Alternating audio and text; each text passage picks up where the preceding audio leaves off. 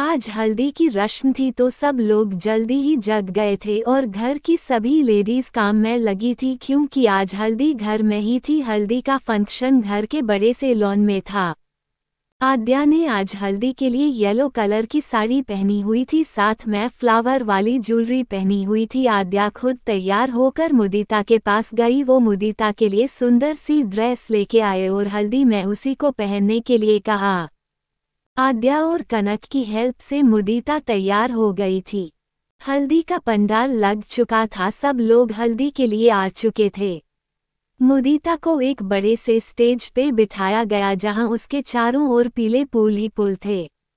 मुदिता को आद्या ने बहुत आराम से बिठाया, फिर मीरा जी और दादी को भी बुला लिया। एक एक करके सारी लेडीज वहां आ गई थी। शांति बुआ और उनकी बेटी नैना और माया चाची आद्या को देखकर मन ही मन जल रही थी। आखिर वो सारे काम जो कर रही थी।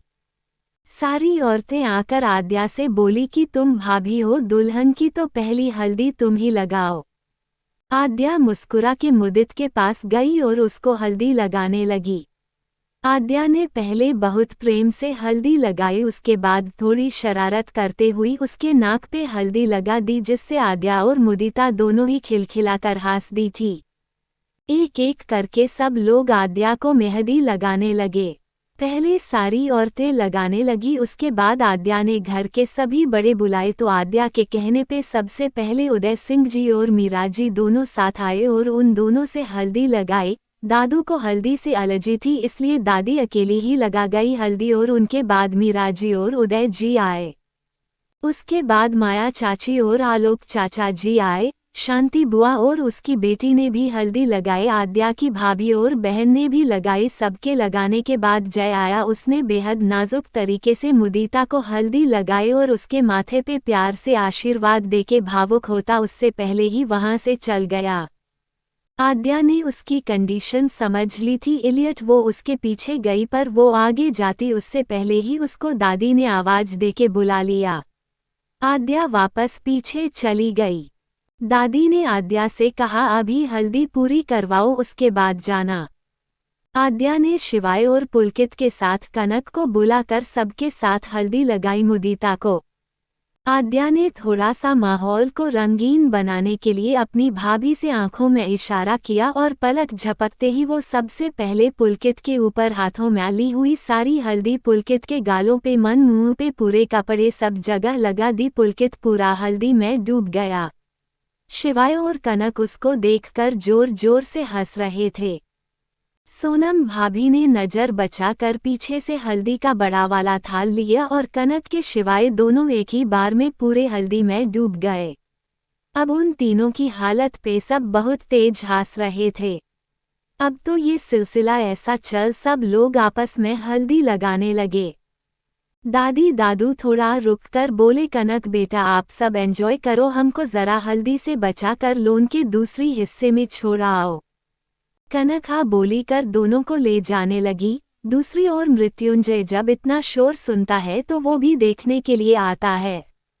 सब लोग अपनी मस्ती में ऐसे मस्त थे कि किसी को कुछ दिखाई और सुनाई ही नहीं दे रहा था। सब मस्त होकर एंजॉय कर रहे थे। तभी आद्या को पर्दे के पीछे से मृत्युंजय आता दिखा। वो जय को देख कुटिलता से मुस्कुरा दी और मन ही मन बोली माफ करना पतिदेव, आज तो आपको भी आद्या के रंग में डूबना होगा। ऐसा कह के वो अपने हाथों को पूरी तरह से हल्दी में डूबकर अपने पीछे करके आगे बढ़ रही थी। जय भी आगे आ रहा था। जय के जस्ट बगल में दादी दादू और कनक भी खड़े थे। वो धीरे धीरे निकल रहे थे और सोनम भाभी भी उधर से आ रहे थे, तो आद्या को पर्दे ज्यादा होने को वजह से सब लोग दिखाई नहीं दिए। उसे बस सामने मृत्युंजय ही दिखा और वो जैसे ही जय के पास पहुंची, जय कुछ समझ पाता उससे पहले ही आद्या अपने हाथों में लाई हुई हल्दी फुर्ती से जय के पूरे चेहरे ले लीप देती है। जय का पूरा चेहरा हल्दी का हो गया और हल्दी कपड़ों पे भी गिर गई। आद्या जय को देखकर शरारत से बोली, होए होए मेरे हॉट डेसिंग पतिदेव, क्या लग रहे हो तुम। हम। आद्या ने उसे फ्लाइंग किस देते हुए कहा। जय आसपास दादी दादू को देखता है, फिर सामने आद्या को। दादी दादू और बाकी सबको आद्या दिख रही थी और उसकी हरकतें भी, पर आद्या को सिर्फ जय ही दिख रहा था। आद्या अपने होठ का पाउट बनाकर बोली, हम्मम मुआ, बहुत हॉट लग रहे हो। और ऐसा कहते कहते आद्या दोनों हाथों से जल्दी जल्दी फ्लाइंग किस देते हुए उसे एक आंख से और ज्यादा घायल कर देती है। जय तो शर्म के मारे कुछ बोल ही नहीं पा रहा था, उसके साथ ही दादी और दादू भी आसपास देखने लगे। जब आद्या की हरकतें रुकी नहीं तो दादी खासकर बोली, जय बेटा, हम लोग बाहर जा रहे हैं, आप सब हल्दी एंजॉय करो। दादी की आवाज सुनकर तो आद्या की सिट्टी गुम हो गई थी, वो आगे कुछ बोल ही नहीं, उसके चेहरे पे हवाएं उड़ गई। सोनम भाभी भी शर्मा कर चुपके से वहां से निकल गईं। अब वो सिर्फ जय और आद्या ही थे। जब जय को यकीन हो गया को सारे लोग न चुके हैं, तब जय ने आसपास देखा, फिर आद्या के हाथ को पकड़ा और उसके हाथ को पकड़ वो उसे एक कोने में ले गया जहां कोई उनको नहीं देख सकता था, वह किसी का आना जाना नहीं था। जय ने आद्या को दीवार से लगाया और उसके चेहरे के पास आकर बोला, कुछ ज्यादा ही प्यार आ रहा था सबके आगे, अब बोलो क्या विचार है, मन हो तो चले रूम में। जय ने शरारत से कहा तो आद्या थोड़ा शर्म से नजरें झुका लेती है। जय धीरे से उसके चेहरे के करीब झूला और अपने चेहरे के लगी हुई सारी हल्दी उसने आद्या के नाजुक से गालों पे लगा दी। जय की हल्दी आद्या के गालों पे लग चुकी थी। जय थोड़ा और पास गया कि अपने हाथ से आद्या की कमर ले हल्दी लगा दी। आद्या बहुत शर्मा रही थी। जय हल्दी लगते लगते उसके करीब आ गया और कब अपने लावों को आद्या के लावों से मिला दिया पता ही नहीं चला।